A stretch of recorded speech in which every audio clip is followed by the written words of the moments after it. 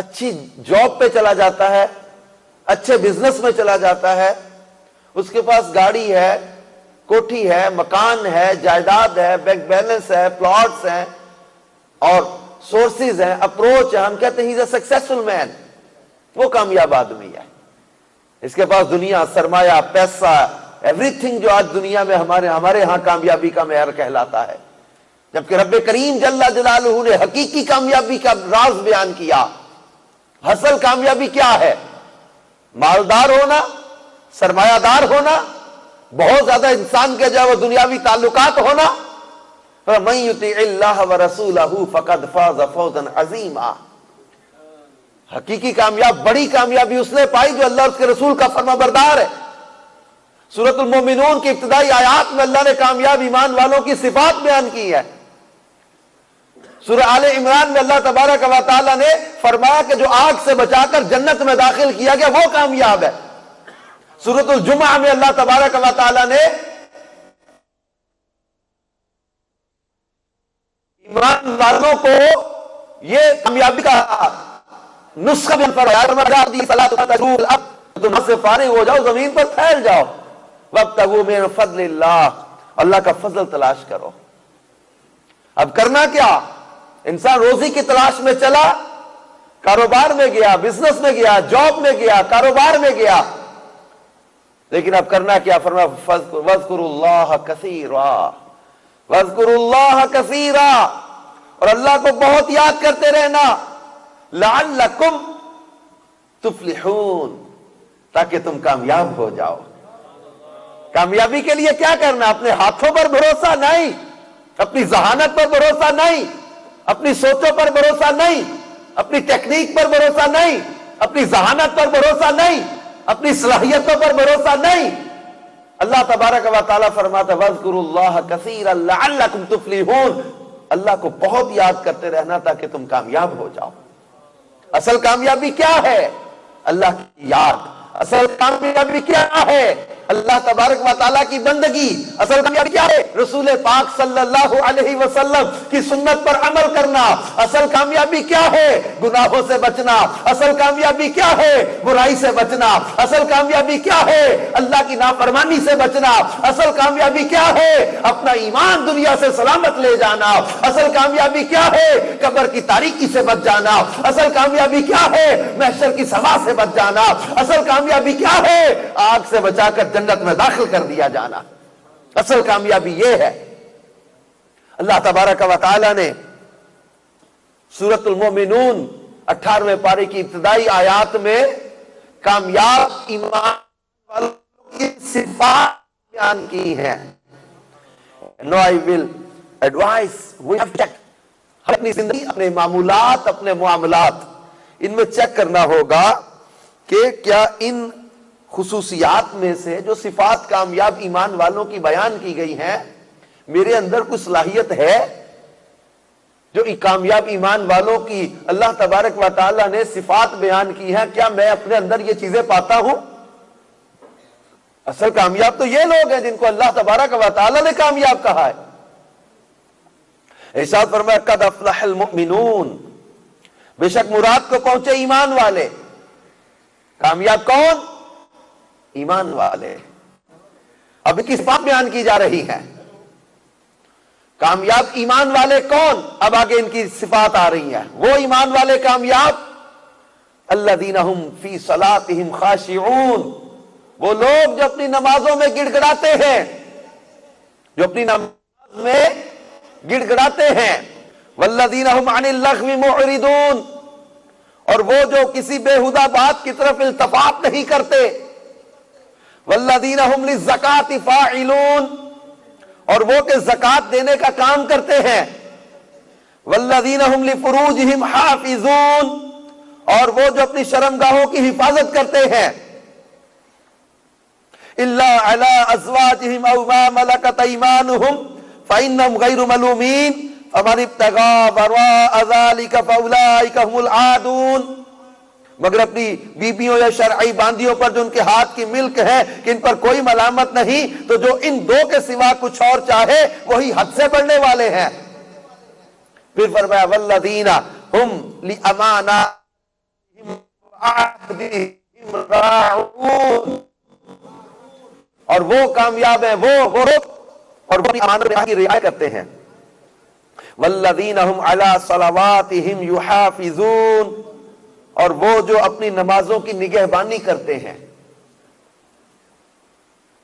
These are the qualities of successful peoples. یہ کامیاب لوگوں کی کوالٹیز بیان کی ہیں قرآن نے. کون ایمان والے کامیاب؟ جو نماز میں گڑ گڑاتے ہیں. کون کامیاب؟ جو بےہودہ باتوں سے بچتے ہیں. کون کامیاب؟ جو زکوٰۃ دینے کا کام کرتے ہیں. کون کامیاب؟ جو اپنی شرمگاہ کی حفاظت کرتے ہیں. کون کامیاب؟ جو امانت میں خیانت نہیں کرتے. کون کامیاب؟ جو اپنے وعدے کی پابندی کرتے ہیں. کون کامیاب؟ جو نماز کی حفاظت کرتے ہیں. یہ صفات بیان کر کے اللہ تبارک و تعالی نے ان کا صلہ، ان کا مقام بیان فرمایا کہ یہ وہ لوگ ہیں. فرمایا اولئک هم الوارثون، یہی لوگ وارث ہیں. الذین یرثون الفردوس، کہ فردوس کی میراث پائیں گے. ہم فیہا خالدون، اس میں ہمیشہ ہمیشہ رہیں گے. یہ لوگ کامیاب ہیں کہ جو نماز کی حفاظت کریں، نماز میں خشوع و خضوع اختیار کریں، بے حیائی سے بچے. حضرت سیدتنا عائشہ صدیقہ رضی اللہ تعالی عنہا سے کسی نے نبی پاک صاحب لولاک صلی اللہ علیہ وآلہ وسلم کے اخلاق کریمہ کے بارے میں پوچھا کہ حضور صلی اللہ علیہ وآلہ وسلم کے اخلاق کیسے تھے، تو بی بی عائشہ صدیقہ رضی اللہ تعالی عنہا نے فرمایا کہ ان کا خلق تو قرآن ہے. پھر بی بی عائشہ صدیقہ رضی اللہ تعالی عنہا نے فرمایا کیا تم نے سورۃ المومنون کی ابتدائی آیات پڑھی ہے؟ پھر ارشاد فرمایا کہ نبی پاک صلی اللہ علیہ وسلم ایسے ہی اخلاق والے تھے. We have to act upon the sunnah of Holy Prophet Muhammad sallallahu alaihi wasallam. We have to follow Holy Prophet Muhammad sallallahu alaihi wasallam. ہمیں نبی کریم صلی اللہ علیہ وسلم کی اتباع کا حکم دیا گیا. سیدہ عائشہ صدیقہ رضی اللہ تعالی عنہ فرماری یہ صفات، یہ اخلاق تھے میرے آقا صلی اللہ علیہ وسلم کے. نماز میں گڑ گڑانے والے، بےہودہ بات سے بچنے والے، بے حیائی سے بچنے والے. ہمارے آقا مدینے والے مصطفیٰ صلی اللہ علیہ وسلم وعدے کی پابندی کرنے والے، اور امانت دار ایسے کہ اعلان نبوت سے پہلے ہی صادق اور امین کے لقب سے مشہور تھے. لوگ اپنی امانتیں آپ کے پاس رکھتے تھے. ان صفات کو اپنانا ہے ہمیں. وعدے کے سچے بننا ہے، امانت میں خیانت نہیں کرنی، نماز کی حفاظت کرنی ہے، بےہودہ باتوں سے بچنا ہے. ایک کامیاب ایمان والوں کی صفت بیان کی گئی ہے کہ بےہودہ باتوں کی طرف التفات ہی نہیں کرتے. اور آج ہمارا نوجوان بے حیائی کے آلات خریدتا ہے، پیمنٹس کرتا ہے بے حیائی کے لیے، ناجائز گندی فلمیں ڈرامے دیکھنے کے لیے گندی ویب سائٹس کی طرف جاتا ہے. موبائل کا غلط استعمال، انٹرنیٹ کا غلط استعمال، بے حیائی کے اڈوں پہ جانا، فوش کلامیاں کرنا، گندی سٹوریز سننا دیکھنا، عجیب و غریب قسم کی حالت ہو گئی ہے. بے حیائی انجیکٹ کی جا رہی ہے. اب لوگ کہتے ہیں ہمیں ترقی کرنی ہے، وہ بے حیائی ترقی کا نام دے کے کہ ہم ایڈوانس ہو گئے ہیں. We have to enjoy our life. ہم ایڈوانس لوگ، ہم اپنی زندگی انجوائے کریں گے. کہ مائی لائف مائی رولز، میری زندگی میرے رول ہیں. جس رب نے پیدا کیا اس کے کوئی رول نہیں تم پر. جس مصطفیٰ جان رحمت صلی اللہ علیہ وسلم کے صدقے میں یہ ایمان ملا، اسلام ملا، قرآن ملا، اور جس کے صدقے میں رحمان ملا، کہ اس محبوب کے دیے ہوئے کوئی اصول ہم پر لاگو نہیں ہوتے. مائی لائف مائی رولز، عجیب سوچ ہو گئی ہے. کئی لوگ اشارے کی پابندی کرنا اچھی بات ہے، رولز اور ریگولیشن پہ چلنا چاہیے.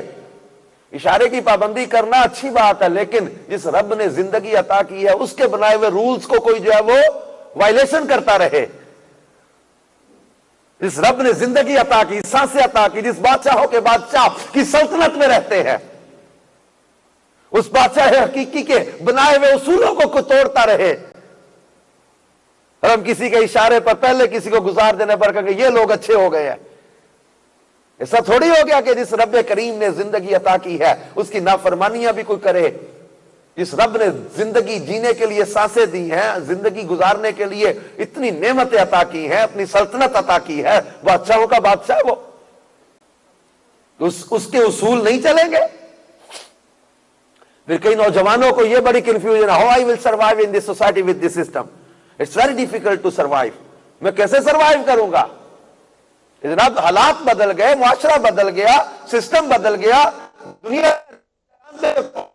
گئی، اور آپ نبی کی باتیں سناتے ہیں، دنیا 21ویں صدی میں داخل ہو گئی، کیسے چلیں گے معاشرے کے ساتھ؟ ہم جناب ترقی کرو، ریسرچ کرو، ٹیکنالوجی اختیار کرو، بدعت کی مخالفت نہیں، ٹیکنالوجی کی مخالفت نہیں، ریسرچ کی مخالفت نہیں، آپ تعلیم حاصل کرو، آپ تحقیق کرو، ریسرچ کرو، ٹیکنالوجی اختیار کرو، ترقی کرو، لیکن بے حیائی تو نہ کرو۔ بے حیائی کو ترقی کا نام دے کے ہمارے نوجوانوں کو مسکنسیپشن میں ڈالا جا رہا ہے۔ شراب پینے کو، ڈانس کرنے کو، ڈسکو جانے کو، چرس پینے کو، نشہ کرنے کو، بے حیائی کرنے کو، آدھے لباس کر دینے کو کہا ترقی ہو گئی۔ ترقی اس چیز کا نام نہیں ہے جس کو آج ہم نے سمجھا شروع کر دیا کہ دنیا کے ساتھ نہیں چلنا، ہم نے زمانے کے ساتھ چلنا ہے۔ وہ لوگ دیکھو انہوں نے کیا کچھ کر لیا، کہا کیا کر لیا، چاند پہ چلے گئے، لیکن چاند پہ جانا دعویٰ ہے، ہم اس کی مخالفت نہیں کر رہے، لیکن کمال تو یہ ہے کہ چاند کو ٹکڑے کر دینا، انگلی کے اشارے سے قدموں پہ بلا لینا۔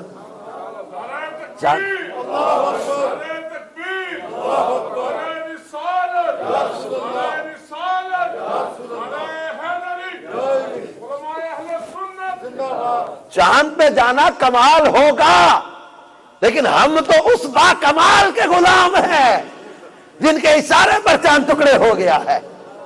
سولر انرجی سے ہم نے مشینری چلا دی، بڑے بڑے سسٹم چلا دیے، بڑے بڑے انجن چل گئے، گاڑیاں چل گئی، سولر انرجی سے اتنا سسٹم آ گیا، اتنی ترقی ہو گئی، دنیا بڑی ترقی کر کے سولر تک پہنچی ہے۔ ہم اس نبی کے امتی ہیں جن کے ہاتھ اٹھانے پر ڈوبا سورج پلٹ کے آ جاتا ہے۔ تو میں کے واپسی پر بدھ کے روز ڈوبتے سورج کو کہتے ہیں، ہم نبی کے امتی ہیں جنہیں اللہ نے کمال عطا کیا ہے کہ جو اشارہ کرے تو درخت چل کے کلمہ پڑھنے لگ جائے۔ ہم اس نبی کے امتی ہیں جو پتھروں کو کلمہ پڑھا دے، ابو جہل کی مٹھی میں کنکریوں کو کلمہ پڑھا دے۔ ہم اس نبی کے امتی ہیں جو اپنا لعاب دہن کسی کی دکھتی آنکھوں میں لگائے تو شفا یاب کر دیتے ہیں، اپنا لعاب دہن کسی کی نکلی آنکھ میں لگائے تو شفا یاب کر دیتے ہیں، کسی کے ٹوٹے بازو پر اپنا لعاب دہن لگائے تو شفا یاب کر دیتے ہیں، کسی کھاری کنویں میں لعاب دہن ملائے تو کھاری کنویں کو میٹھا بنا دیتے ہیں۔ ہم اس نبی کے امتی ہیں جو انگلیوں سے پانی کے چشمے جاری کر دے۔ ہم اس نبی کے امتی ہیں جو کسی اندھیرے کمرے میں جائیں تو کمرے چمکنے لگ جائیں۔ سیدہ طیبہ عائشہ صدیقہ کہتی ہیں، کنت ادخل الخیط فی العبرۃ حال الظلمۃ لمیعاد رسول اللہ، فرماتی میں اندھیری رات میں حضور کے چہرے کی نورانیت میں سوئی میں دھاگا بھی ڈال لیا کرتی تھی۔ ہم اس نبی کے امتی ہیں جن کو اللہ نے کمال عطا کیا ہے، یہ مقام عطا کیا ہے، یہ جو معراج کی رات ثم دنا فتدلی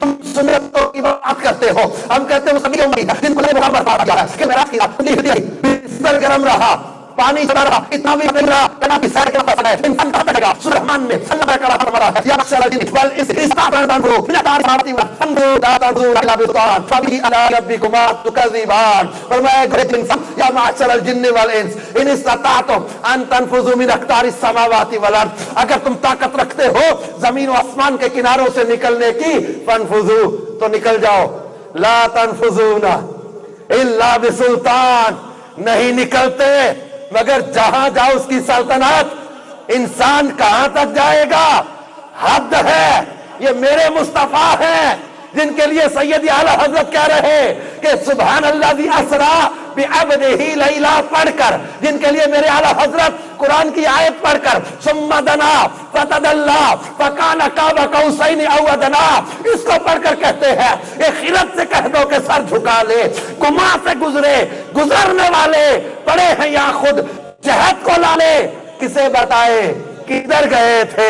وہی ہے اول، وہی ہے آخر، وہی ہے ظاہر، وہی ہے باطن، اسی کے جلوے، اسی سے ملنے، اسی سے اس کی طرف گئے تھے۔ تبارک اللہ شان تیری، تجھی کو زیبا ہے بے نیازی، کہیں تو وہ جوش لن ترانی، کہیں تقاضے وصال کے تھے۔ میرے مصطفیٰ معراج کی رات قلیل حصے میں کائنات کی سیر کر کے واپس آ گئے۔ ہم اس نبی کی امتی ہیں جن کو اللہ نے مقام و مرتبہ عطا کیا ہے کہ جو اپنا دست مبارک کسی کی ٹوٹی پنڈلی پر رکھ دے تو شفا یاب کر دیتے ہیں۔ ہم اس نبی کی امتی ہیں جو اپنا پسینہ کسی دلہن کو تحفے میں عطا کر دے، جہیز میں وہ تحفہ دے دیا جائے۔ اس گھر کے بارے میں حدیث کی کتابوں میں لکھا ہے صحابہ اس گھر کو بیت المطیبین، خوشبو والا گھر کہا کرتے تھے، جس گھر میں میرے مصطفیٰ کا پسینہ عطر کے طور پر پڑا ہوا تھا۔ میرے مصطفیٰ تو وہ ہے کہ جو اپنا دست مبارک حضرت اسید کے چہرے اور سینے پر پھیر دے۔ حضرت اسید کسی اندھیرے کمرے میں جاتے تو کمرے چمکنے لگ جاتے تھے۔ زلزلے کو روکنے کی ٹیکنیک کب تک نہیں ہمارے پاس آئی؟ کب تک تلک کرو گے؟ زلزلے کو کیسے روکو گے؟ میرے مصطفیٰ جلد ہے احد کے پہاڑ پر کھڑے تھے، زلزلہ آنے لگا، ٹھوکر ماری، ایڑی مار کے فرمایا احد ٹھہر جا، تیرے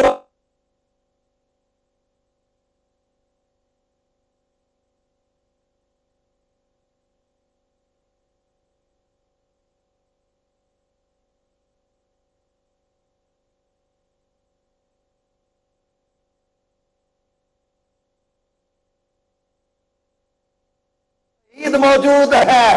ایک ٹھوک میں زلزلہ تھا، ہے نواز اللہ اکبر، ایڑیا میرے مصطفیٰ کی ایڑی کلمہ دیکھو، زد کو روح ہے، میرے مصطفیٰ روح ہے، خود کو کلمہ ہے، جب جن کے کلمہ ریز ہے وہ نبی رحمت کا سجا کر دے۔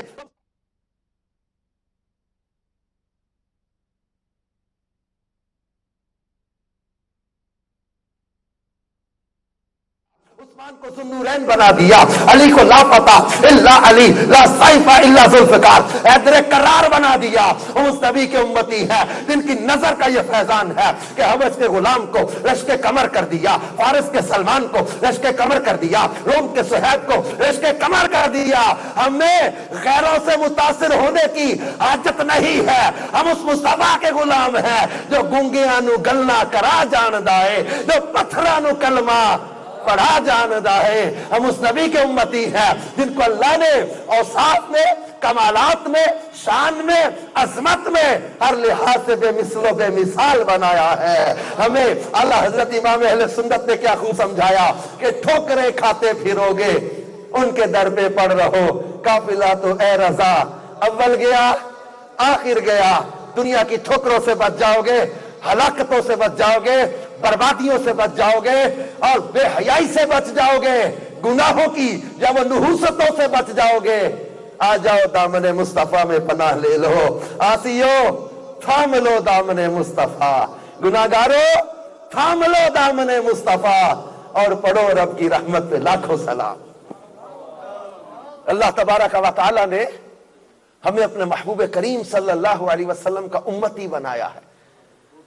اصل میں ہم اس اتنے بڑے احسان اور اتنے بڑے کرم پر جتنا بھی اللہ کا شکر ادا کرے کم ہے، اور ہم اپنے مقام و مرتبے کو ہی نہ سمجھ کے، ہم اپنے منصب کو نہ سمجھ سکے۔ اللہ تبارک و تعالی نے ہمیں اپنے محبوب کریم صلی اللہ علیہ وآلہ وسلم کا امتی بنایا ہے۔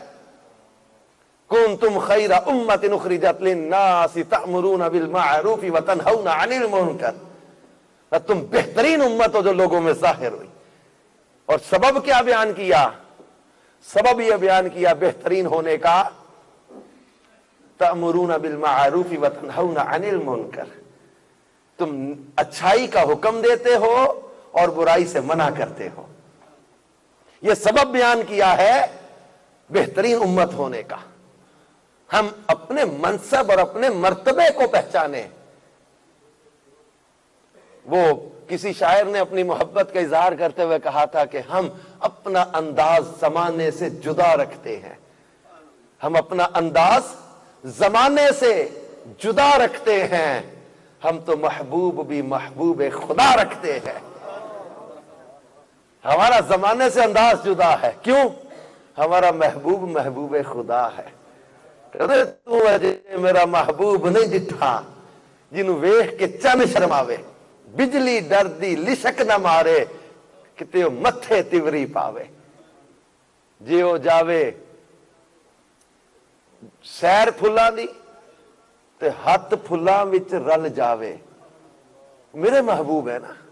اور ایک وہ پنجابی کے شاعر بڑی پیار سے ایک سمجھایا کرتے تھے کہ دنیا کی محبتوں میں دوستوں کے پیچھے لگ کے اور عجیب و غریب دوستیاں بنا کے انسان غفلت میں پڑا رہتا ہے۔ وہ کہتا ہے کہ جد باغ اندر وال خزانے کھولے، پنچھی اڈ گئے مار اڈاریاں نے، جیڑے کہندے سی مرانگے نال تیرے اج انہاں وی بازیاں ہاریاں نے۔ اور آخر میں جا کر اس کلام کے آخر میں وہ شاعر کہتا ہے محمد بوٹیا جھوٹا ہی جگ سارا، مدنی آقا دیاں سچیاں یاریاں نے۔ ہم لوگ اتنا پیار کرنے والے محبوب کریم صلی اللہ علیہ وسلم کی سنت کو چھوڑ کر، ان کے طریقے کو چھوڑ کر، ان کے احکامات کو چھوڑ کر کدھر دوڑے چلے جا رہے ہیں؟ وہ اتنا پیار کریں، ان کے پیار کے جواب میں آج ہم کیا کریں؟ کبھی سوچا ہے؟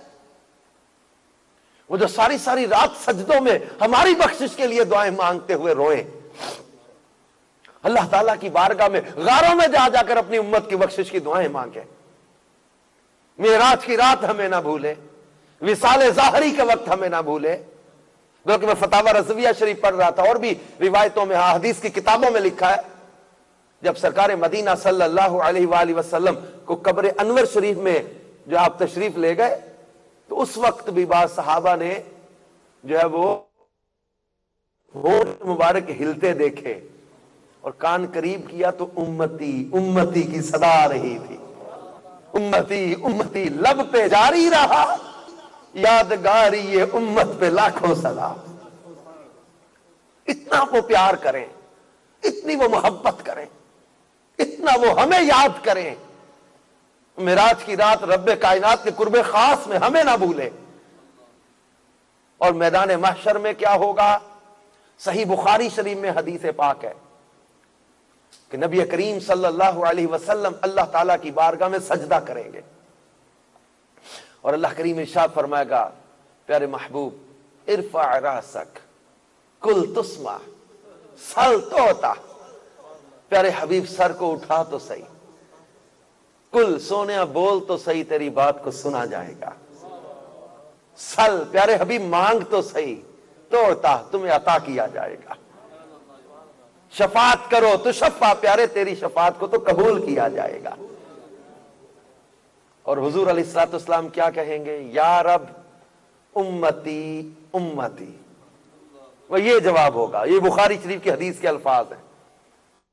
آقا صلی اللہ علیہ وسلم فرماتے ہیں میں کیا کہوں گا؟ یا رب امتی امتی، اے اللہ میری امت میری امت۔ 4 بار اللہ کے حبیب علیہ الصلوۃ والسلام کا یوں سجدہ ہوگا، اور اللہ کریم آپ کی شفاعت قبول فرمائے گا۔ اور پھر روایات میں نبی کریم صلی اللہ علیہ وسلم کا یہ بھی فرمان ملتا ہے، فرماتے سارے نبیوں کو اللہ نے خاص دعا عطا کی، سب نے مانگ لی، میں نے نہیں مانگی۔ عرض کی آقا آپ نے کیوں نہیں مانگی؟ پر میں نے اپنی امت کے لیے آخرت کے لیے وہ دعا رکھ لی ہے۔ اللہ ہوگا نہیں اللہ۔ ایک روایت میں ہے فرمایا سارے نبیوں کے ممبر لگے ہوئے ہوں گے، سب محشر میں اپنے اپنے ممبروں پر بیٹھ جائیں گے، فرمایا میں نہیں بیٹھوں گا۔ عرض کیا کہ آپ کیوں نہیں بیٹھیں گے؟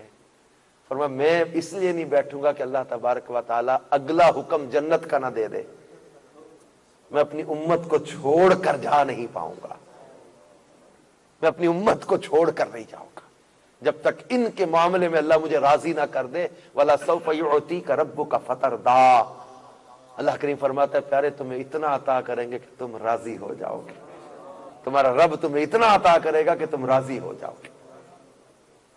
اب میں یہ روایات، یہ آیات یہ پڑھ کر اکثر سوچتا ہوں کہ نبی کریم صلی اللہ تعالی علیہ وسلم ہم سے اتنا پیار کرتے ہیں، اتنی محبت فرماتے ہیں کہ مجھے برادر اعلیٰ حضرت کا وہ شعر یاد آتا ہے نا، تیری وحشتوں پہ اے دل مجھے کیوں نہ عار آئے، تو انہی سے دور بھاگے جنہیں تجھ پہ پیار آئے۔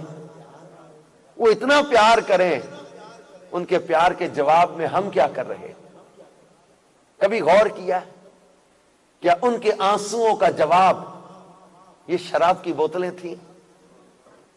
کیا ان کی محبتوں کا جواب یہ ناجائز عورتوں کی طرف دیکھنا یا ان کے پیچھے جانا تھا؟ یا ان کی محبتوں کا جواب یہ سود اور بے حیائی کے کام تھے؟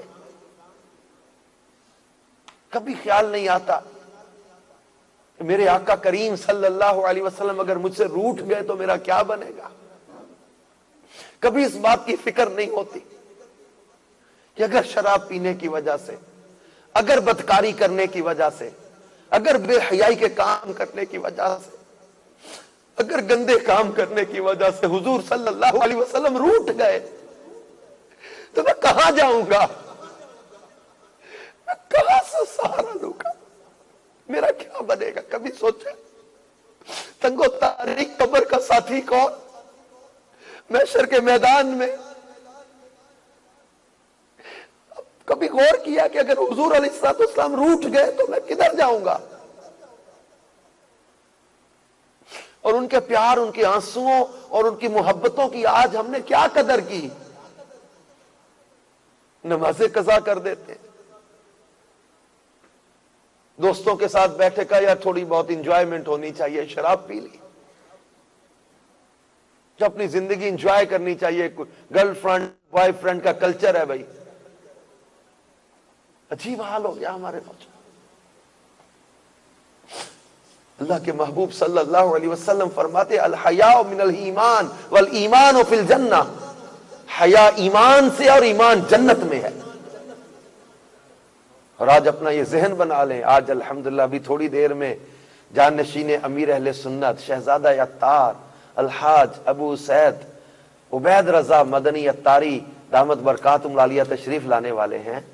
ان کا سنت و برا بیان سنیں گے، دعا میں شامل ہوں گے، ان سے ملاقات کریں گے۔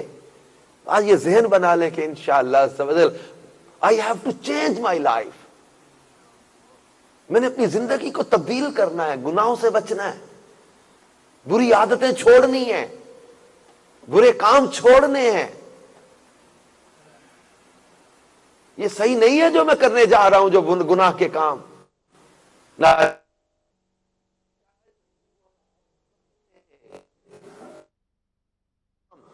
شرابی دوست بتا رہی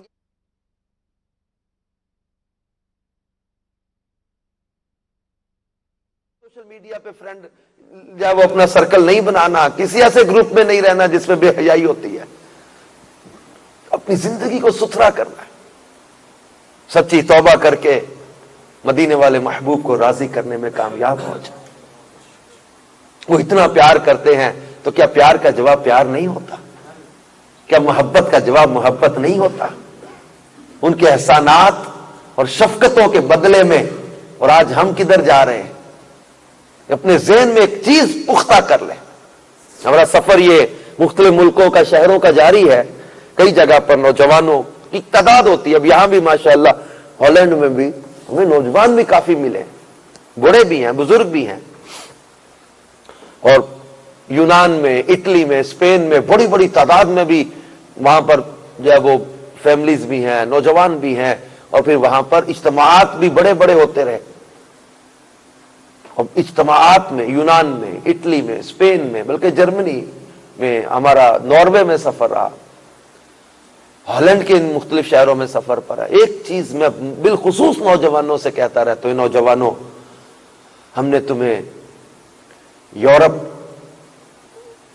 رزق کمانے، مال کمانے، پیسہ کمانے کے لیے بھیجا، چلے آ گئے اپنے وطن سے آپ، کوئی سورینام سے آیا ہے، کوئی ہند سے آیا ہے، کوئی پاکستان سے آیا ہے، کوئی بنگلہ دیش سے آیا ہے، کوئی کسی ملک سے آیا ہے۔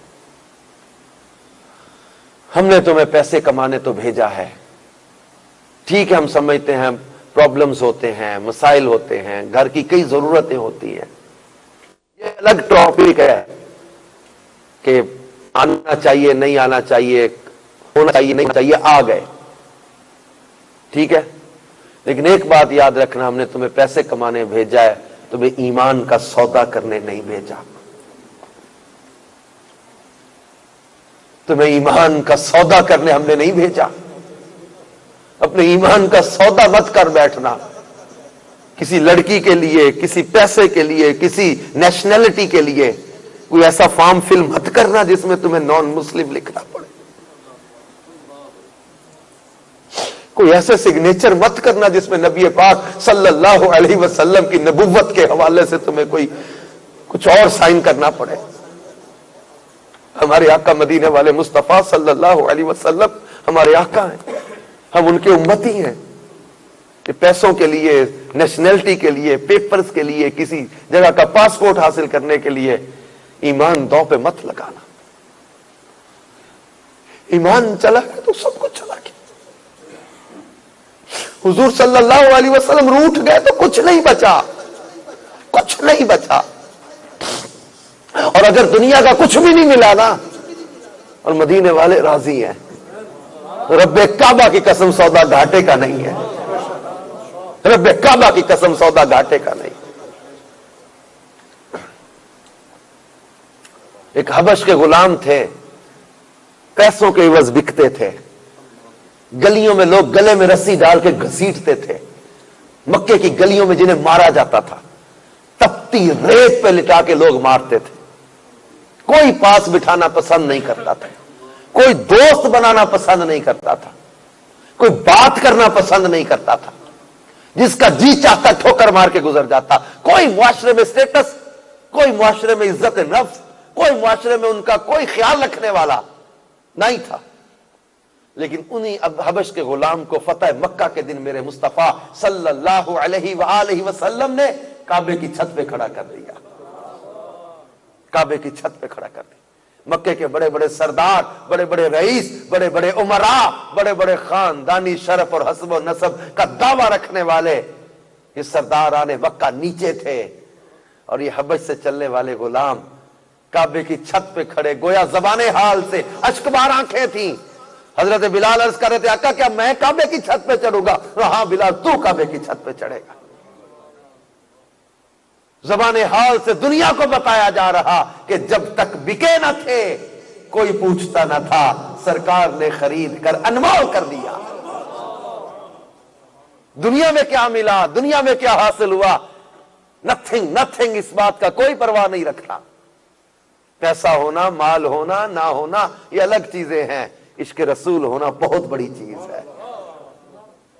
ہمارے محدث اعظم پاکستان مولانا سردار احمد صاحب رحمت اللہ تعالی علیہ، ان کے پاس ایک آدمی آیا، کہنے لگا حضور بڑا غریب ہوں۔ اب مسکرا پڑے، فرمایا بندہ خدا تیرے دل میں عشق رسول نہیں ہے؟ اس نے کہا وہ تو ہے۔ فرمایا پھر اپنے آپ کو غریب کیوں کہہ رہا ہے؟ میں بڑا امیر و کبیر ہوں، در مصطفیٰ کا فقیر ہوں۔ مدینے والے مصطفیٰ صلی اللہ علیہ وآلہ وسلم کی محبت کی دولت جسے مل گئی، یہ بڑی دولت ہے۔ کسی نے کہا تھا نا، بے دام ہی بک جائیے بازار نبی میں، بے دام ہی بک جائیے بازار نبی میں، اس شان کے سودے میں خسارے نہیں ہوتے۔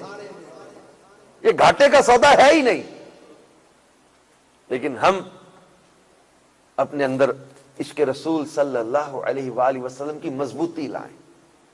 یہ موقع ہوتے ہیں اللہ کے نیک بندوں کی صحبت، زیارت، ملاقات، یہ موقع ہوتے ہیں اپنی زندگی کے اندر چینج لانے کے، اپنی زندگی کے اندر ایک اچھی پوزیٹیو چینج لانے کے موقع ہوتے ہیں۔ پھر آج موقع ملا ہے جانشین امیر علیہ سنت سے ملاقات کرنے کا، ان کے ساتھ دعا میں شامل ہونے کا۔ پھر اس کے بعد کچھ ہی دنوں میں ماہ رمضان آنے والا ہے، ماہ رمضان آنے والا ہے، وہ بخشش اور رحمت والا مہینہ آنے والا ہے، اور اس میں توبہ پر استقامت اللہ سے مانگیں، گناہوں سے بچیں، برائی سے بچیں، اور اپنی سوچوں کو پاکیزہ رکھیں۔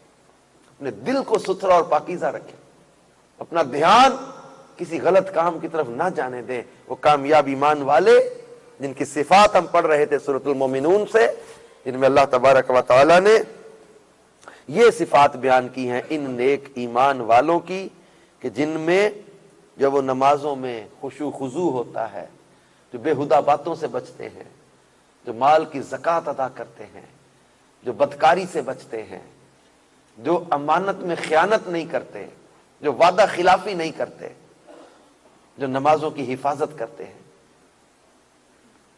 اور آج عملی طور پر جو ہے وہ ہم لوگ کمزور ہوتے چلے جا رہے ہیں۔ دھوکہ، جھوٹ، ہیرا پھیری، دو نمبری، اس کا لیبل آج مسلمان کی طرف کیوں آیا؟ ہم تو وہ لوگ تھے کہ ہمارے وعدے کی دنیا مثال دیتی تھی، ہم تو وہ لوگ تھے کہ ہماری سچائی کی دنیا مثال دیتی تھی، ہم تو وہ لوگ تھے کہ جن کی عہد کی پابندی کی دنیا جو ہے وہ مثال دیتی تھی، ہم تو وہ لوگ تھے کہ جو انسان تو انسان جانوروں کے بھی حقوق کا خیال رکھنے والے تھے، ہم تو وہ لوگ تھے۔ آج ہماری بے عملی، آج ہمارا قرآن پاک کی تعلیمات سے دور ہونا، آج ہمارا سنت رسول صلی اللہ علیہ وآلہ وسلم سے دور ہونا، ہماری جو ہے وہ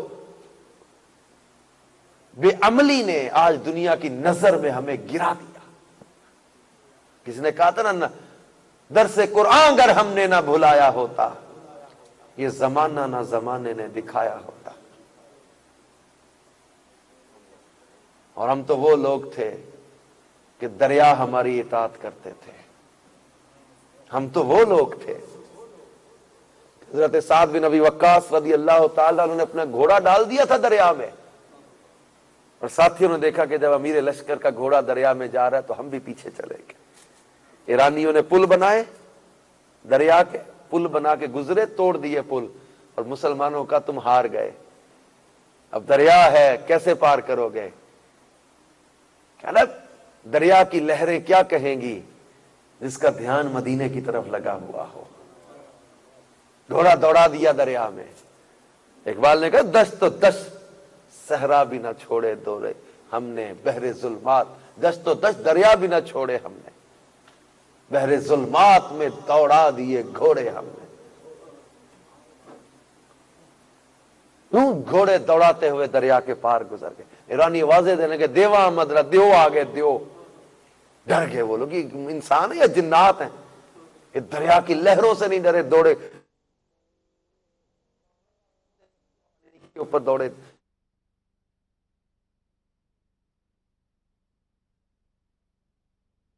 پڑھ رہا تھا ہسٹری کتاب، مسلمان ایک جنگل کی طرف آئے، وہاں پر ٹھہرنا تھا، پڑاؤ کرنا تھا قافلے نے، تو وہاں جنگلی درندے جانور بہت زیادہ تھے۔ ایک صحابی رضی اللہ عنہ اونچے ٹیلے پر کھڑے ہوئے اور اعلان کیا کہ جنگل کے درندوں جنگل خالی کر دو، نبی کریم صلی اللہ علیہ وآلہ وسلم کے غلاموں نے یہاں ٹھہرنا ہے۔ اللہ اللہ اللہ اللہ اللہ۔ وہ کتاب میں لکھا تھا کہ جنگل کے درندے، جنگل کے جانور جنگل خالی کر رہے تھے، حتیٰ کہ چیونٹیوں کی قطاریں بنی ہوئی تھی باہر نکلنے کے لیے کہ جنگل حضور علیہ الصلوۃ والسلام کے غلاموں کے لیے خالی کر دو۔ ہم تو وہ لوگ تھے۔ حضرت سفینہ رضی اللہ تعالیٰ اپنے ساتھیوں سے بچھڑ گئے، جنگل میں رستہ بھول گئے، باہر نکلنے کا رستہ نہیں مل رہا، شیر حملہ کرنے لگا، اب ایک ٹیلے پر دوڑ پر چڑھے اور کہا یا ابا الحارث انا مولا رسول اللہ، اور جنگل کے بادشاہ میں رسول پاک صلی اللہ علیہ وآلہ وسلم کا غلام ہوں۔ بادشاہ شیر حضرت سفینہ رضی اللہ تعالیٰ کے قدموں میں وفادار کتے کی طرح لوٹ پوٹ ہونے لگ گیا۔ آپ نے اپنا واقعہ بتایا، شیر نے واقعہ سنا، پھر آپ کا ڈیفنس کرتے ہوئے، آپ کا دفاع کرتے ہوئے شیر آپ کو جنگل سے باہر آپ کے ساتھیوں قافلے کے پاس چھوڑ کے واپس چلا گیا۔ ہم تو وہ لوگ تھے کہ شیر اطاعت کرتے تھے، جنگل کے درندے ہم سے ڈرتے تھے، دریا اطاعت کرتے تھے، پہاڑ اطاعت کرتے تھے. آج ہماری عملی حالت کیا ہو گئی؟ بات بات پہ جھوٹ، غیبت اتنی عام ہو گئی، چغلی اس قدر عام ہو گئی، کینے دلوں میں لے کر پھرتے، حسد کرتے، کسی کی عزت یا کسی کی شہرت یا کسی کا منصب دیکھ کے جلتے، بد دعائیں کرتے، اس کے لیے برائی سوچتے، اس کو ڈیمیج کرنے کی کوشش کرتے. آج ہماری عملی طور پر حالت کیا ہو گئی؟ ایک دوسرے کے ساتھ وہ محبتیں نہ رہی، وہ پیار نہ رہا، وہ اخلاق مصطفیٰ صلی اللہ علیہ وآلہ وسلم کو اپنانے کا انداز نہ رہا. وعدہ کرتے تو وعدہ توڑ دیتے، بات کرتے تو جھوٹ بول جاتے، غصہ آئے تو گالی گلوچ پہ اتر آتے. بھائیوں میں پیسہ، مال اور دنیا کی وجہ سے نفرتیں آ گئی. آپس میں سگے بھائی بہن، خون، سگے رشتے پیسے اور دنیا اور مال کی وجہ سے کٹ گئے. اتنا دھوکہ ہو گیا، اتنی ہیرا پھیری، پیسہ ہی سارا کچھ بنا لیا. ہم کدھر جا رہے ہیں؟ کبھی غور کیا؟ ہمارے پیارے نبی صلی اللہ علیہ وآلہ وسلم کی تعلیمات کیا ہے؟ سچ بولنا، برائی سے بچنا، جھوٹ سے بچنا، غیبت سے بچنا، چغلی کی عادت سے بچنا، حسد سے بچنا، کینے سے بچنا. مسلمان کا بھائی ہوتا ہے. مسلمان تو وہ ہوتا ہے من سلم المسلمون من لسانہ و یدہ. کہ مسلمان کی ڈیفینیشن بیان کرتے ہوئے فرمایا، مسلمان کی تعریف بیان کی جا رہی ہے جس کے ہاتھ اور زبان سے دوسرے مسلمان محفوظ رہے. نہ زبان سے ہمارے دوسرے مسلمان محفوظ، نہ ہاتھ سے دوسرے مسلمان محفوظ. کسی کو ڈیمیج کرنے کی کوشش کرتے، کسی کو تھوڑا سا ترقی کرتا دیکھتے ہیں جلتے، یہ تمنا کرتے کہ یہ گر جائے، ڈیمیج ہو جائے، اجڑ جائے، برباد ہو. یہ کیوں آگے نکل گیا؟ کیوں اللہ تعالیٰ سے یہ دعا نہیں مانگتے، مولا اسے بھی برکت دے، مجھے بھی بہتری عطا فرما؟ حسد کیوں کرتے؟ کسی کے مال سے جلتے، کسی کی صلاحیتوں سے جلتے. حسد کرنے والے کے بارے میں فرمایا گیا کہ یہ اپنے رب کی تقسیم پر اعتراض کر رہا ہے، یہ اپنے رب کی تقسیم پر راضی نہیں ہے. اور شیخ سعدی رحمت اللہ علیہ فرمایا کرتے تھے، حاسد کی بد نصیبی دیکھو، یہ دنیا میں حسد کی آگ میں جل رہا ہے اور اللہ تعالیٰ کی ناراضی کا کام کر رہا ہے. اور اللہ تعالیٰ نے اگر معاف نہ کیا تو یہ جہنم کی آگ میں آگے جلے گا. یہاں حسد کی آگ میں جل رہا ہے، وہاں جہنم کی آگ میں جلے گا. اس کے جلنا ہی مقدر ہو گیا. کیوں جلے کسی مسلمان کی نعمت کو دیکھ کر یا اس کی جو وہ صلاحیت اور اس کی چیزوں کو دیکھ. تو ہمیں اخلاق مصطفیٰ صلی اللہ علیہ وآلہ وسلم کو اپنانا ہے. اصل کامیابی ہماری یہ ہے. ٹاپک میں یہ لے کر چلا ہوں، کامیابی اصل ہماری کیا ہے؟ ہماری عزت، ہمارا وقار، ہماری شان و شوکت، ہماری حقیقی کامیابی نبی کریم صلی اللہ تعالی علیہ وسلم کی سنت پر عمل کرنے میں. عشق رسول ہماری طاقت، خوف خدا ہماری طاقت، قرآن پر عمل کرنا ہماری طاقت ہے. اور یہ وہ چیزیں ہیں جو ہمیں دنیا میں بھی ہلاکت اور بربادی سے بچائیں گی اور آخرت میں بھی ہلاکت اور بربادی سے بچائیں گے.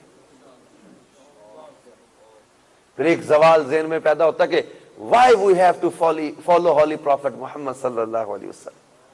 ہم افریقہ کے مدنی قافلے میں تھے، وہاں ایک غیر مسلم نے ہم سے سوال کیا تھا کہ اچھی عادات تو ہیں تو ہم اچھی عادات اپنا لیں.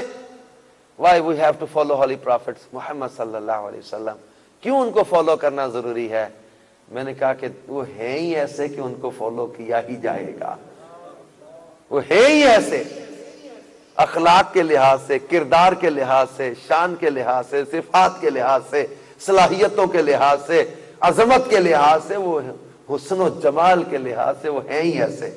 حضرت ابو ہریرہ رضی اللہ تعالیٰ عنہ فرماتے تھے، ما رأیت شیئا احسن من رسول اللہ کأن الشمس تجری فی وجہہ. فرماتے تھے میں نے کوئی شے نبی کریم صلی اللہ علیہ وسلم سے بڑھ کر حسین نہیں دیکھی، ایسے لگتا تھا کہ سورج حضور کے چہرے میں چل رہا ہے۔ حضرت سیدنا جابر بن سمرہ رضی اللہ تعالیٰ عنہ فرماتے تھے، میں نے 24 رات کا چاند دیکھا، پوری آب و تاب پہ چمک رہا تھا، میں نے چاند کو دیکھا، پھر مدینے والے مصطفیٰ صلی اللہ علیہ وآلہ وسلم کو دیکھا تو فرماتے میں اس نتیجے پر پہنچا کہ آسمان کے چاند سے زیادہ حسین حضور صلی اللہ علیہ وآلہ وسلم کا چہرہ نظر آ رہا تھا۔ حضرت مولا مشکل کشا علی المرتضی شیر خدا کرم اللہ تعالی وجہہ الکریم فرماتے تھے کہ نبی کریم صلی اللہ علیہ وآلہ وسلم ہمیں شدت کی بھوک میں بہترین کھانے سے زیادہ پیارے اور شدت کی پیاس میں بہترین شربت سے زیادہ پیارے لگتے تھے۔ حضرت انس رضی اللہ تعالیٰ عنہ فرماتے لم ارا قبلہ ولا بعدہ مثلا، میں نے حضور صلی اللہ علیہ وآلہ وسلم جیسا سونا پیارا نہ کوئی پہلے دیکھا نہ کوئی بعد میں دیکھا۔ اعلیٰ حضرت امام اہل سنت کہتے ہیں ایسا تجھے خالق نے طرحدار بنایا، یوسف کو تیرا طالب دیدار بنایا۔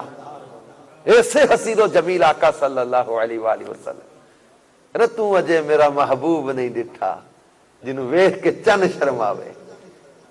میرے آقا مدینے والے مصطفیٰ صلی اللہ تعالی علیہ وسلم ہیں اتنے پیارے کہ جنہیں دیکھو تو واقعتاً دل گواہی دے کہ ان جیسا سونا ہے ہی کوئی نہیں۔ اللہ ان کے جلوے بھی ہمیں دکھا دے، ان کی زیارت بھی ہمیں عطا فرما دے۔ تو آج یہ ذہن بنانا ہے انشاءاللہ عز و جل کہ میں نے اپنی زندگی اپنے مدنی محبوب کی سنتوں پر عمل کرتے گزارنی ہے۔ جان نشین امیر علیہ سنت تشریف لا رہے ہیں، ماشاءاللہ، مرحبا مرحبا مرحبا۔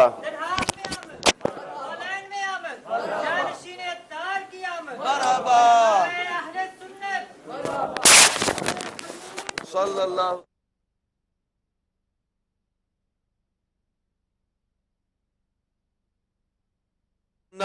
الحمدللہ ہالینڈ کے شہر ڈن ہاگ میں ہونے والے سنتوں پر اجتماع میں تشریف لائے ہیں۔ اللہ تبارک و تعالی ہمیں ان کی برکتیں عطا فرمائے۔ امیر علیہ سنت شیخ طریقت دامت برکاتہم العالیہ کی تربیت کا شاہکار، امیر علیہ سنت کی نظر کا فیضان شہزادہ عطار، جانشین امیر علیہ سنت الحاج ابو سید عبید رضا مدنی عطاری دامت برکاتہم العالیہ آج ڈن ہاگ کے ہمارے اس اجتماع میں تشریف لائے ہیں۔ اللہ تبارک و تعالی ان کا سفر بھی قبول فرمائے، انہیں برکتیں بھی عطا فرمائے۔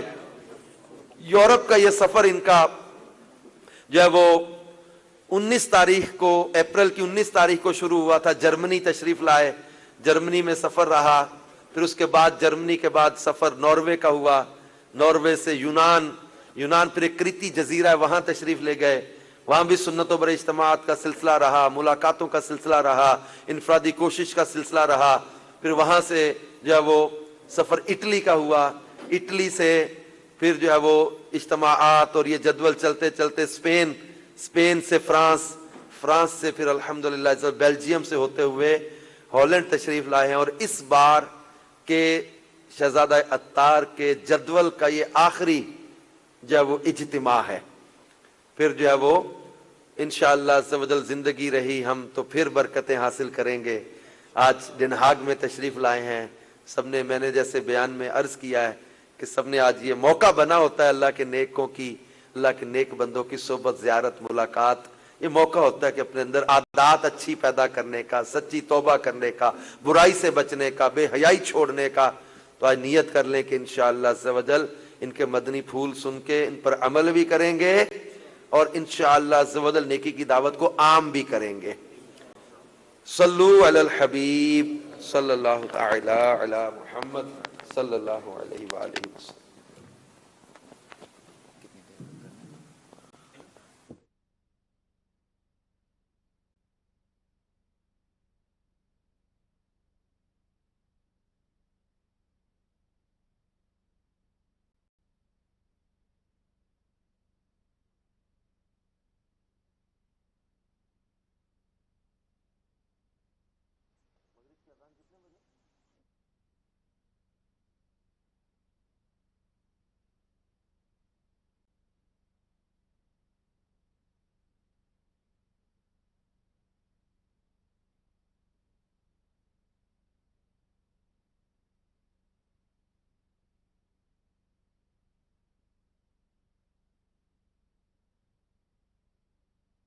على سيد الأنبياء والمرسلين أما بعد فأعوذ بالله من الشيطان الرجيم بسم الله الرحمن الرحيم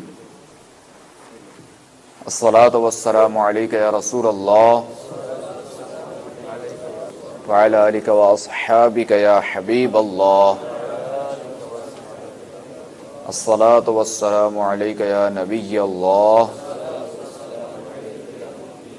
وعلى آلك وأصحابك يا نور الله. پہلے تو میں تاخیر کی معذرت کر لوں کہ وہ راستے میں کوئی چیکنگ وغیرہ ہو رہی ہے تو یوں پولیس کے اس میں تو گزر کے آنا پڑے، روک لیا تھا پولیس نے. دیکھا ہوگا کہ آپ لوگ بھی آئے ہوں گے تو پیچھے گراؤنڈ کے قریب چیکنگ وغیرہ ناکا لگا ہوا ہے.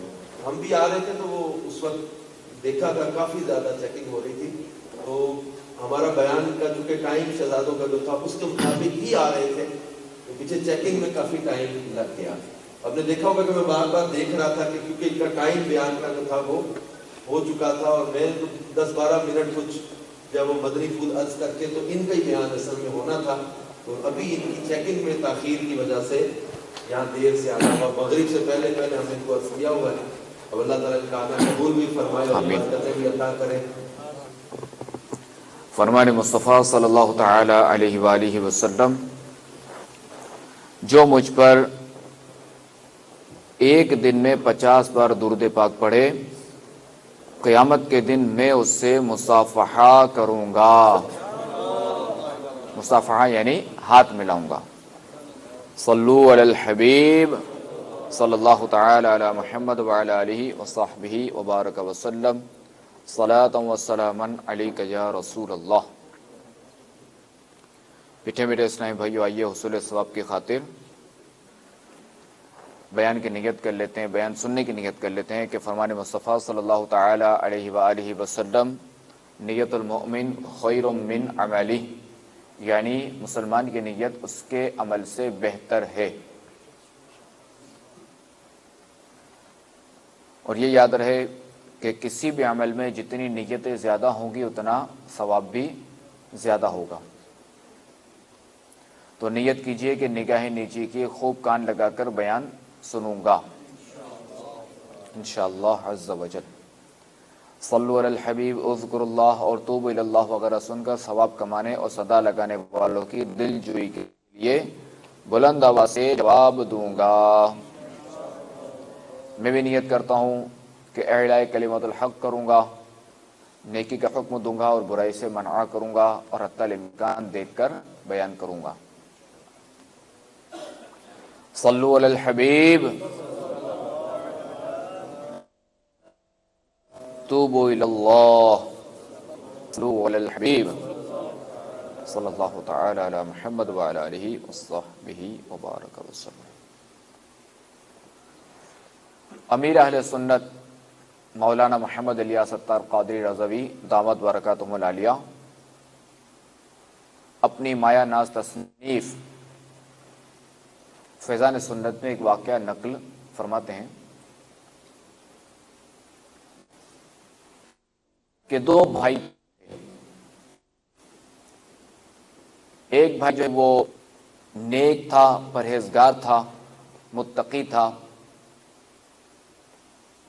اور دوسرا بھائی گناہ گار تھا.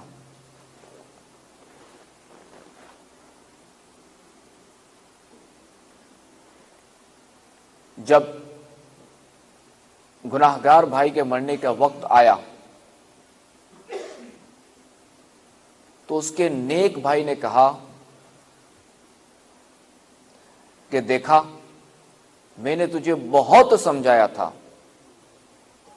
کہ تو باز آ جا، سدھر جا، گناہ چھوڑ دے، نیکیاں کر لے، مگر تم اپنے گناہوں سے باز نہیں آئے. اب بتاؤ کہ تمہارا کیا حال ہوگا.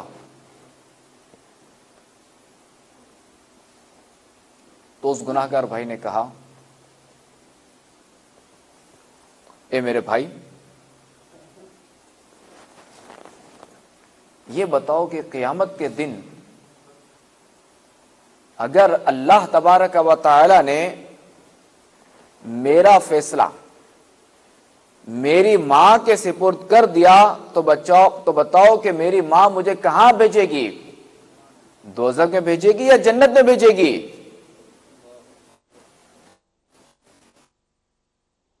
تو بھائی نے کہا، نیک بھائی نے کہا تو وہ تو ظاہر ہے کہ ماں ہے تو جنت ہی بھیجے گی۔ تو نے جواب دیا کہ میرا رب عز و جل میری ماں سے بھی زیادہ مہربان ہے۔ یہ کہا اور انتقال ہو گیا۔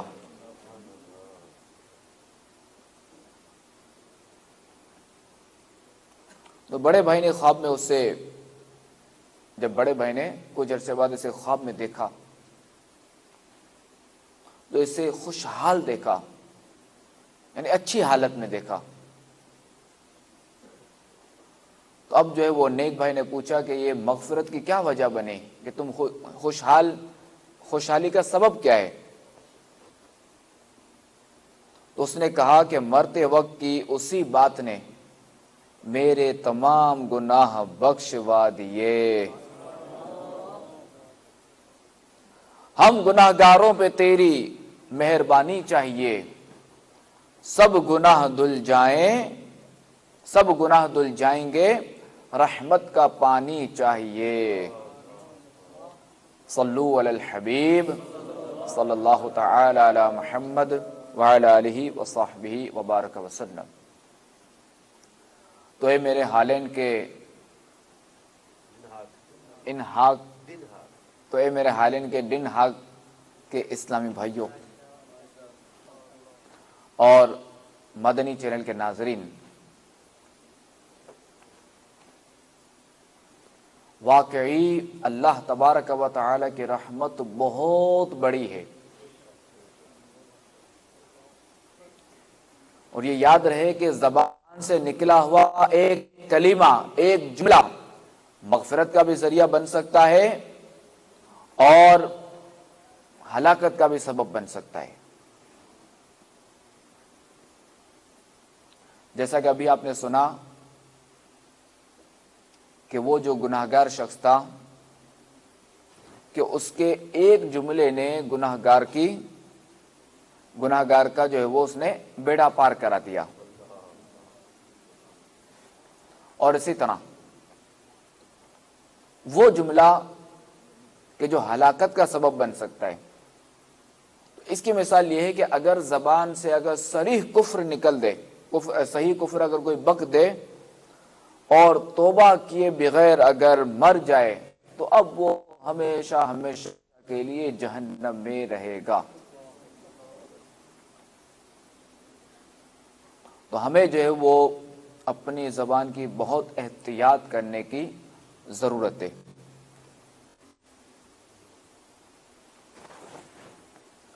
اور یہ بھی یاد رہے کہ اللہ تبارک و تعالی سے حسن ظن رکھنا واجب ہے۔ حسن ظن یعنی اچھا گمان، تو یہ رکھنا واجب ہے۔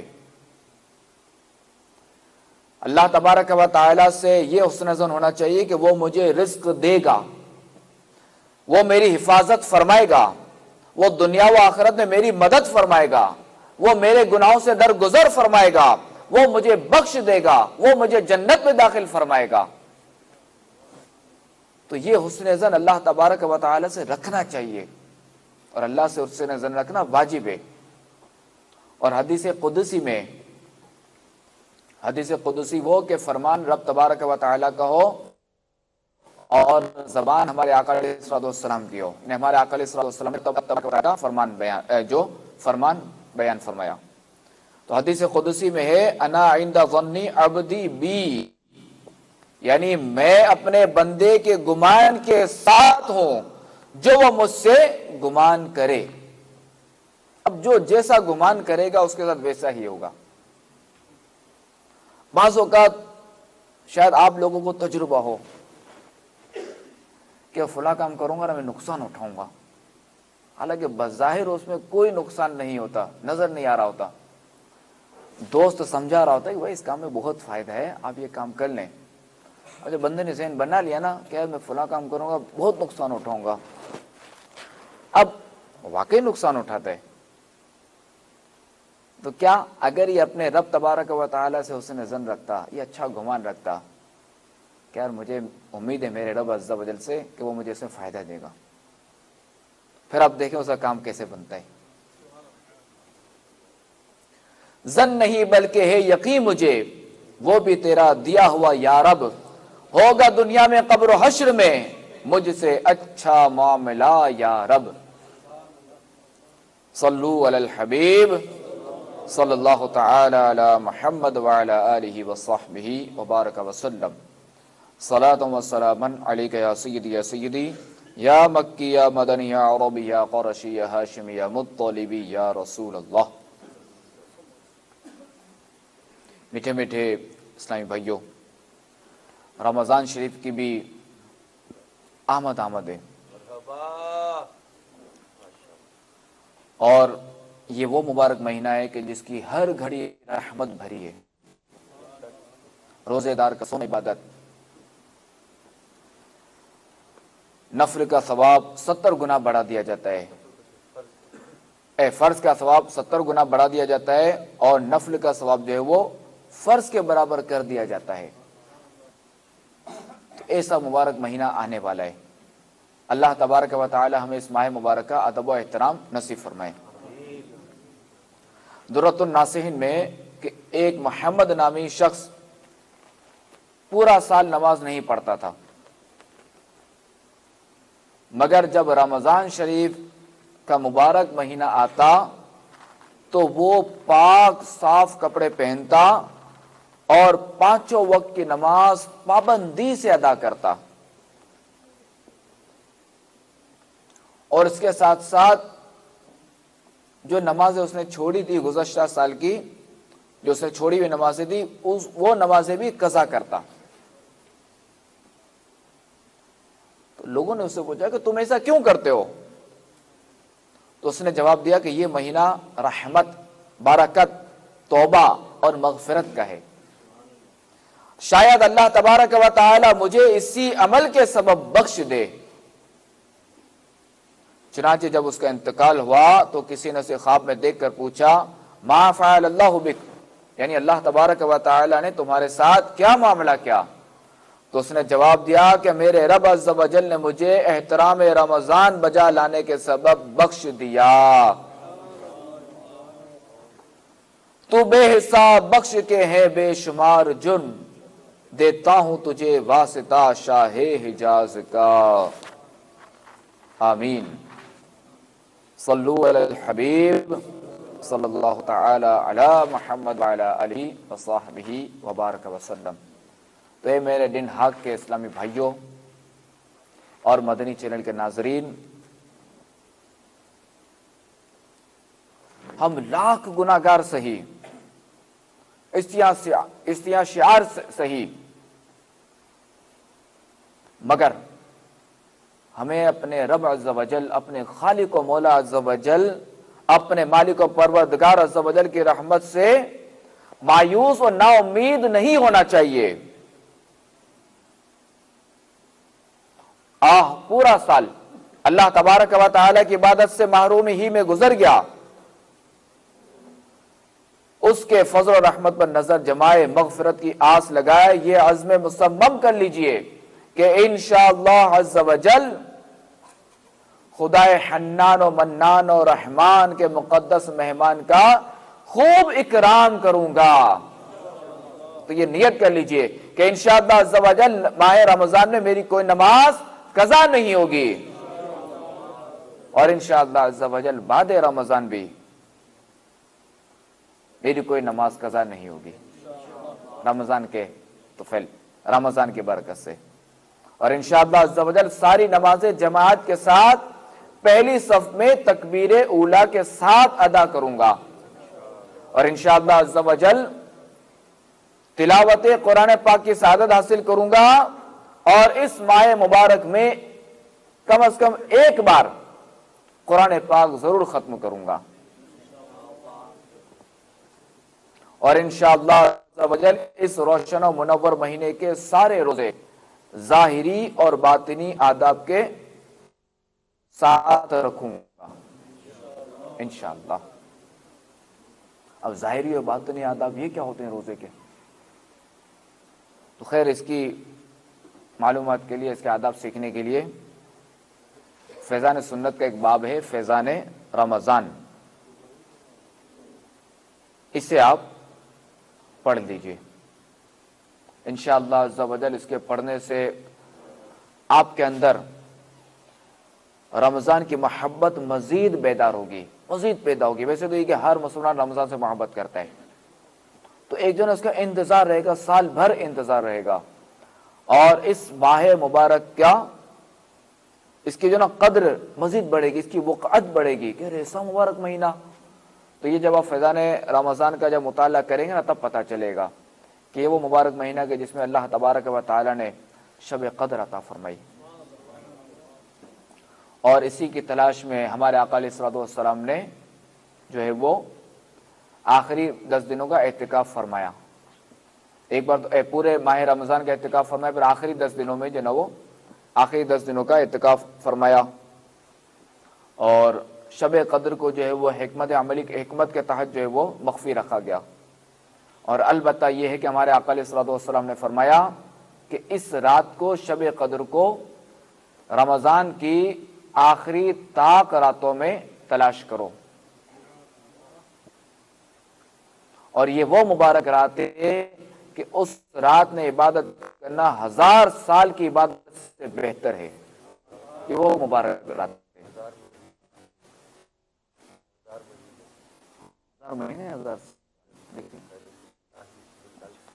اچھا، یہ وہ مہینہ ہے کہ جس میں عبادت کرنا، اس رات میں عبادت کرنا 1000 مہینے عبادت کرنے سے بہتر ہے۔ تو وہ مبارکات اس ماہ رمضان میں آتی ہے۔ اور البتہ حاجی کے لیے بھی ایک رات آتی ہے 10ویں شب مزدلفہ، جب مزدلفہ جاتے ہیں نا عرفات کے بعد، تو کہا جاتا ہے کہ حاجی کے لیے وہ رات شب قدر سے بھی افضل ہے۔ صلو علی الحبیب صلی اللہ تعالی علی محمد وعلی آلہ وصحبہ وبارک وسلم۔ صلاۃ و سلاما علیک یا سیدی یا مکی یا مدنی یا عربی یا قرشی یا ہاشمی یا مطلبی یا رسول اللہ۔ تو میرے میٹھے میٹھے اسلامی بھائیوں، اس ماہ مبارک میں جو ہے وہ ہمیں قرآن پاک کی تلاوت بھی کرنی ہے۔ تو یہ عرض کر دوں کہ جن کے مخارج درست نہیں ہیں وہ ذرا الرٹ ہو جائیں، کیونکہ قرآن پاک کی تلاوت جو ہے وہ درست مخارج کے ساتھ پڑھنا فرض ہے، کہ یہ ظاہر ہے کہ منزل من اللہ تعالی ہے نا، تو یہ جس طرح نازل ہوا تو ہمیں اسے اسی طرح اس کے آداب کے ساتھ، اس کے مخارج کے ساتھ پڑھنا پڑے گا۔ جیسے ہا اور ہا میں فرق، تا اور تو میں فرق، عین اور حمزہ میں فرق، صاد اور سین میں فرق، زا اور ضا میں فرق، کاف اور قاف میں فرق۔ تو یہ فرق کرنا ضروری ہے، کہ فرق نہ کرنے کی وجہ سے معنی بھی تبدیل ہو سکتے ہیں، اور دوسرا یہ کہ اس کو صحیح مخارج کے ساتھ پڑھنا لازم ہے۔ کہ روایت میں آتا ہے کہ قرآن اپنے قاری کو، اپنے قاری پر، یعنی بعض قرآن جو ہے وہ اپنے بعض پڑھنے والوں پر لعنت بھیجتا ہے، اس لیے وہ صحیح نہیں پڑھتے اسے۔ تو قرآن پاک ہمیں پڑھنا ہے اور ہمیں صحیح پڑھنا ہے۔ تو اگر وہ یاد آ کہ 1000 مہینوں سے اگر جو ہے وہ پھر دیکھنے تھے،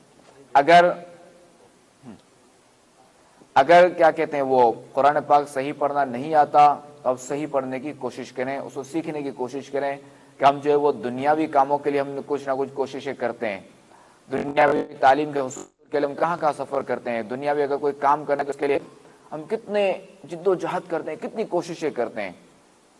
تو لہذا اس کلام پاک کو پڑھنے کے لیے بھی ہمیں کوشش کرنی ہوگی، اس کو سیکھنے کے لیے کوشش کرنی ہوگی۔ تو دعوت اسلامی کا مدنی ماحول جو ہے وہ اس میں الحمدللہ عز و جل درست مخارج کے ساتھ قرآن پاک پڑھنا سکھایا جاتا ہے۔ تو آپ اس مدنی ماحول سے ہمارے وابستہ ہو جائیں، اور ہمیں جو ہے وہ خدمت کا موقع دیں، کہ اس کے تحت جو مدرسۃ المدینہ بالغان جو لگتے ہیں تو اس میں جو مخارج کے ساتھ قرآن پاک پڑھنا سکھایا ہے، تو آپ آئیے اور ان مدارس میں جو ہے وہ قرآن پاک صحیح پڑھنا سیکھیں، اور اس زبان سے 40 منٹ پونے گھنٹے سے بھی کم، اور جہاں ترکیب نہیں ہے مرض کی تو ان کے لیے عرض ہے کہ وہ آن لائن کی ترکیب کر لیں۔ مدرسۃ المدینہ آن لائن بھی ہے کہ آپ جو ہے وہ نیٹ کے ذریعے اسکائپ کے ذریعے بھی اپنے مخارج درست کر سکتے ہیں، اور اسکائپ کے ذریعے بھی جو ہے وہ قرآن پاک کی تعلیم حاصل کر سکتے ہیں۔ اللہ تبارک و تعالی ہمیں سچا پکا مسلمان بنائے، باعمل مسلمان بنائے، ہمیں نمازی بنائے، اور جو ماہ مبارک آنے والا ہے، جو مہمان آنے والا ہے، اللہ تبارک و تعالی ہمیں اس کا خوب ادب و احترام نصیب فرمائے۔ آمین بجاہ النبی الامین صلی اللہ تعالی علیہ وآلہ وسلم۔ صلو علی الحبیب صلی اللہ تعالی علی محمد۔ محمد صلی اللہ علیہ وسلم، صلو علی الحبیب صلی اللہ علیہ وسلم۔ میٹھے میٹھے اسلام بھائیو، الحمدللہ عز و جل ہم مسلمان ہیں، اور مسلمان کا سب سے قیمتی سرمایہ اس کا ایمان ہے، اور ایمان کی حفاظت کا ایک بہترین ذریعہ کسی پیر کامل کے ہاتھ میں ہاتھ دے دینا بھی ہے۔ الحمدللہ عز و جل ہمارے شہنشاہ بغداد حضور غوث پاک سیدنا شیخ عبدالقادر جیلانی رحمت اللہ تعالی علیہ فرماتے ہیں کہ میرا کوئی بھی مرید بغیر توبہ کیے نہیں مرے گا، اور یہ بھی حضور غوث پاک کا فرمان ہے کہ میں اس وقت تک جنت کی طرف قدم نہیں بڑھاؤں گا جب تک اپنے ایک ایک مرید کو داخل جنت نہ کروا لوں۔ ہمارے شیخ طریقت امیر اہل سنت بانی دعوت اسلامی حضرت علامہ مولانا محمد الیاس عطار قادری رضوی دامت برکاتہم العالیہ سلسلہ عالیہ قادریہ میں بیعت کرواتے ہیں۔ الحمدللہ آج امیر علیہ سنت مولانا محمد الیاس قادری صاحب کے شہزادے جانشین عطار، جنہیں امیر علیہ سنت نے اپنا جانشین بھی مقرر کیا ہے، خلافت بھی عطا فرمائی ہے، اور یہ امیر علیہ سنت کے ذریعے غوث پاک کا مرید بناتے ہیں، مجاز بھی ہیں بیعت کے، اجازت یافتہ ہیں، تو ان کے ذریعے آج موقع اچھا ہے کہ جو میرے حاضرین جو ہالینڈ کے شہر دن ہاگ میں اجتماع میں شامل ہیں، اور مدنی چینل کے ناظرین اگر پہلے سے کسی پیر صاحب کے مرید نہیں ہیں تو بیعت ہو جائیں، جو پہلے سے کسی پیر صاحب کے بیعت ہیں، جامع شرائط پیر کے بیعت ہیں، تو وہ بیعت برکت حاصل کر کے طالب ہو جائیں۔ اس کا فائدہ یہ ہوگا کہ اپنے پیر صاحب کے ہی مرید رہیں گے، اس کے ساتھ ساتھ انشاءاللہ جلد غوث پاک سے فیض جاری ہو جائے گا۔ میں شہزادہ عطار کی بارگاہ میں عرض کرتا ہوں ہمیں توبہ بھی کروا دیں اور غوث پاک کے سلسلے میں بیعت بھی فرما دیں۔ بسم اللہ الرحمن الرحیم، الصلاة والسلام علیک یا رسول اللہ وعلی آلک واصحابک یا حبیب اللہ، لا الہ الا اللہ محمد رسول اللہ صلی اللہ تعالی علیہ وآلہ وسلم۔ توبہ کرتا ہوں میں اپنے تمام پچھلے گناہوں سے، اور وعدہ کرتا ہوں میں کہ آئندہ شریعت پر چلوں گا، بد مذہبوں اور برے لوگوں کی صحبت سے بچتا رہوں گا، نماز روزے کی پابندی کرتا رہوں گا، ماں باپ کی نافرمانی، جھوٹ، غیبت، چغلی، وعدہ خلافی، گالی گلوچ، فلمیں، ڈرامے، گانے باجے وغیرہ وغیرہ گناہوں سے بچتا رہوں گا۔ اے اللہ میری اس توبہ کو قبول فرما، اور مجھے میرے وعدوں پر ثابت قدم رکھ۔ مرید ہوتا ہوں میں خاندان عالی شان قادریہ رضویہ میں نے اپنا ہاتھ آپ کے ذریعے سے امیر اہل سنت کے ہاتھ میں دیا، امیر اہل سنت کے ذریعے سرکار بغداد حضور غوث پاک رضی اللہ تعالی عنہ کے ہاتھ میں دیا۔ اے اللہ مجھے جناب غوث اعظم کے مریدوں میں قبول فرما اور کل قیامت میں غوث پاک کے غلاموں میں اٹھا۔ السلام علیکم نبی اللہ وعلی آلک و اصحابک یا نور اللہ۔ الحمدللہ فضان غوث و رضا سے آپ طاری بھی ہو گئے، جانشین ملت سنت کا، چونکہ نماز کے فوری بعد جدول تھا، ہم عرض کریں گے کہ اپنی دعا ہو جائے، نماز کے بعد چند منٹ ملاقات کے عطا فرما دیں، بڑی چاہت سے بڑی محبتوں سے کہ آئے ہوں گے تو آپ کی شفقت ہے، دعا فرما دیں، نماز ہوگی، نماز کے بعد انشاءاللہ عز و جل ملاقات کی صورت بنا دیں۔ الحمدللہ رب العالمین والصلاة والسلام علی سید المرسلین، جزا اللہ عنا سیدنا و مولانا محمدا ما هو اہلہ، اللہم ربنا آتنا فی الدنیا حسنة وفی الآخرة حسنة وقنا عذاب النار، اللہم ربنا زدنا علما والحقنا بالصالحین، اللہم ارزقنی شہادة فی سبیلک واجعل موتی فی بلد حبیبک صلی اللہ تعالی علیہ وسلم، اللہم بارک لنا فی رجب و شعبان وبلغنا رمضان۔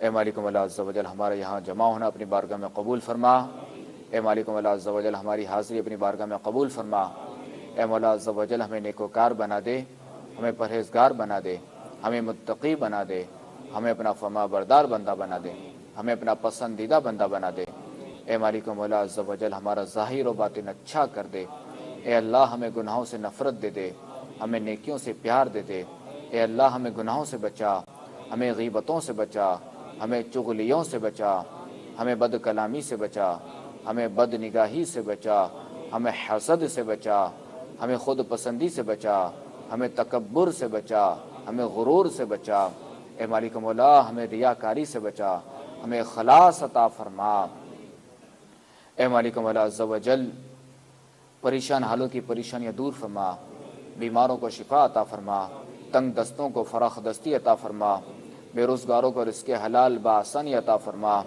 بے اولادوں کو نیک و صالح اولاد بخرافیت عطا فرما، جو نافرمان اولاد کی وجہ سے بیزار ہیں ان کی اولاد کو تابع فرمان بنا، اے مالک مولا عز و جل مدینے کی خوشبودار ٹھنڈی ٹھنڈی ہواؤں کا واسطہ ہماری تمام جائز حاجات پر نظر رحمت فرما۔ کہتے رہتے ہیں دعا کے واسطے بندے تیرے، کرتے پوری آرزو ہر بے کس و مجبور کی۔